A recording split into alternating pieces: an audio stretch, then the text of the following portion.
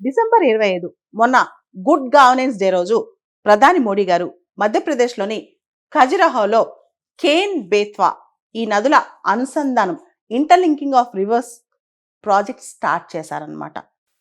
అసలు ఈ interlinking of river project ఎందుకు? 45,000 కోట్ల ఖర్చుతో ఈ ప్రాజెక్ట్ లాంచ్ అయింది. దానికి సంబంధించి అసలు కేన్ నదిలో ఉన్న ఎక్సెసివ్ వాటర్ని బేత్వాకి తరలించడం అనమాట. ఇది అసలు ఈ ప్రాజెక్ట్ ఇప్పుడా, ఎందుకు అవసరం, ఒకసారి ఆలోచిద్దాం. భారతదేశంలో కొన్ని చోట్ల ఫ్లడ్స్, కొన్ని చోట్ల డ్రాట్, అంటే కొన్ని సందర్భాల్లో కొన్ని నదుల్లో వరదలు వస్తుంటాయి, కొన్ని చోట్ల క్షామం వస్తుంటుంది. సమానంగా వాటర్ రిసోర్సెస్ లేవు దేశం మొత్తం. నీళ్ళకి సంబంధించి చాలా ఇంబ్యాలెన్స్ ఉంది భారతదేశం మొత్తం కూడా. దీనికి సంబంధించి ఇంటర్లింకింగ్ ఆఫ్ రివర్స్ ప్రాజెక్ట్ ఎప్పటి నుంచో వార్తలో ఉంది, కానీ అది ఇంతవరకు ఫలితంలోకి వాస్తవంలోకి రాలేదన్నమాట. భారతదేశంలో 1980లోనే నేషనల్ పర్స్పెక్టివ్ ప్లాన్ అని చెప్పి ఒక ప్లాన్ వచ్చింది. దాని ప్రకారం హిమాలయన్ రివర్స్ దాదాపు 14 నదుల్ని అనుసంధానం చేయాలని, అదేవిధంగా సౌత్ ఇండియాలో పెనిన్సులార్ రివర్స్ వీటిలో 16 నదుల్ని అనుసంధానం చేయాలని, మొత్తం దేశం మొత్తం మీద 30 రివర్స్ 30 నదుల్ని అనుసంధానం చేయాలని ప్లాన్ అన్నమాట. అసలు ఎందుకు ఈ అనుసంధానం ప్లాన్, ఇది ఒకసారి మనం ఆలోచించాలి. మొదటగా భారతదేశానికి సంబంధించి వాటర్ రిసోర్సెస్ సంబంధించి చాలా ప్రాంతీయ అసమానతలు ఉన్నాయి.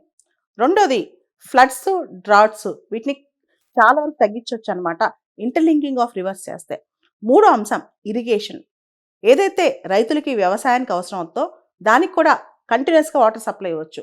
తర్వాత పవర్ జనరేషన్ అనేది మనకు తెలుసు, హైడ్రో ఎలక్ట్రిసిటీ, దీనికి కూడా ఈ సపోర్ట్ అవుతుంది. ఇంటర్లింకింగ్ ఆఫ్ రివర్స్ చేస్తే ఈ హైడ్రో ఎలక్ట్రిసిటీ కూడా మన దగ్గర పవర్కి ఇంకా షార్టేజ్ లేకుండా చేయొచ్చు అనమాట.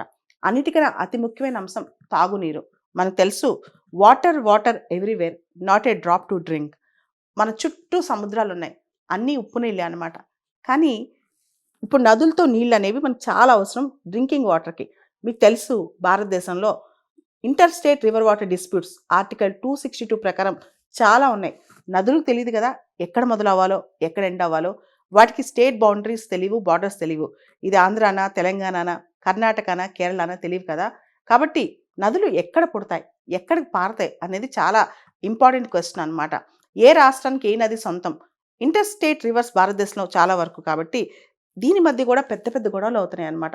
Kaveri river water issue, Krishna river water issue, Narmada river water issue, ఇలా రకరకాల ఇష్యూస్ చాలా ఇంకా వార్తల్లో ఉన్నాయి, చాలా డిస్ప్యూట్స్లో కూడా ఉన్నాయి అనమాట. ఇదంతా కూడా మన రాజ్యాంగంలో ఆర్టికల్ 262 కింద. అయితే ఇప్పుడు కేన్ బేత్వా ఈ రెండు ఇంటర్లింకింగ్ ఆఫ్ రివర్స్ సంబంధించిన ఈ థాట్ ఈ రోజుది కాదు, దాదాపు 30 సంవత్సరాల నుంచి నడుస్తుంది. మధ్యప్రదేశ్, ఉత్తరప్రదేశ్, తర్వాత సెంట్రల్ వాటర్ అథారిటీ వీళ్ళందరూ కలిసి దీని మీద చాలా చర్చలు చేస్తూ మొత్తానికి ఇప్పటికీ దానికి ఒక రూపం వచ్చిందనమాట. నదుల అనుసంధానం అనేది ఇప్పటి కాన్సెప్ట్ కూడా కాదు, అది చాలా సంవత్సరాల నుంచి భారతదేశంలో ఉన్న పెద్ద చర్చ. కేన్ బేత్వా నదుల అనుసంధానం అనే ఐడియా ఇప్పటిది కాదు. 1995లోనే దీనికి సంబంధించి ఒక ఫీజిబిలిటీ స్టడీ, అసలు ఇది సాధ్యమవుతుందా, ఎంత ఖర్చు అవుతుంది, అప్పట్లో 2,000 కోట్ల రూపాయలు ఖర్చు అవుతుందని ఒక అంచనా చేస్తూ వచ్చింది నేషనల్ వాటర్ డెవలప్మెంట్ అథారిటీ వాళ్ళు అనమాట. ఆ తర్వాత కేంద్ర ప్రభుత్వం, ఉత్తరప్రదేశ్ రాష్ట్రం, మధ్యప్రదేశ్ రాష్ట్రం వీళ్ళు కూడా ఒక ఎంఓయూ చేసుకుని ఇంకొక ఫీజిబిలిటీ స్టడీ చేశారు. ఆ స్టడీ 2014లో కంప్లీట్ అయిందనమాట. ఆ స్టడీ ఆధారంగా ఇప్పుడు కేన్ బేత్వా ఇంటర్లింకింగ్ ప్రాజెక్ట్ అనేది ఇప్పుడు స్టార్ట్ అవుతుంది. 2021లో ఉత్తరప్రదేశ్ ప్రభుత్వం, మధ్యప్రదేశ్ ప్రభుత్వం, మినిస్ట్రీ ఆఫ్ జల్ శక్తి వాళ్ళు ఒక అగ్రిమెంట్ చేసుకున్నారు దీనికి సంబంధించి, కేన్ బేత్వా ఇంటర్లింకింగ్ సంబంధించి.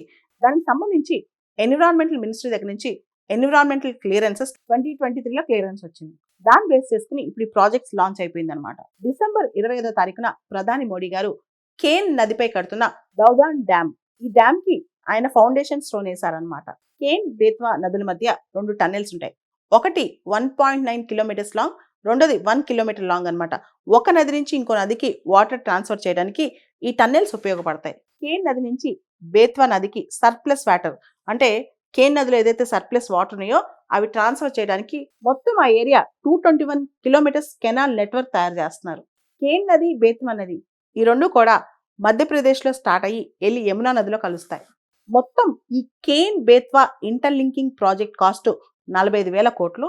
దాదాపు 11 లక్షల హెక్టేర్స్కి ఇది సాగునీరు అందిస్తే, దాంతోపాటు దాదాపు 2,000 గ్రామాలని ఇది సుభిక్షం చేస్తుంది.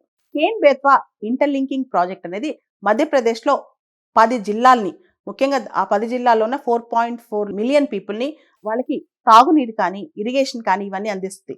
అదేవిధంగా ఉత్తరప్రదేశ్‌లోని 12 జిల్లాలకి దాదాపు 2.1 మిలియన్ పీపుల్‌కి ఈ ఇంటర్లింకింగ్ ప్రాజెక్ట్ హెల్ప్ చేస్తుంది. అంటే దాదాపు 2 రాష్ట్రాలు కలిపి ఉత్తరప్రదేశ్, మధ్యప్రదేశ్ కలిపి దాదాపు 6.5 మిలియన్ల మంది అంటే 65 లక్షల మందికి ఈ కేన్ బేత్వా ఇంటర్లింకింగ్ ప్రాజెక్ట్ అనేది సపోర్ట్ చేస్తుందన్నమాట.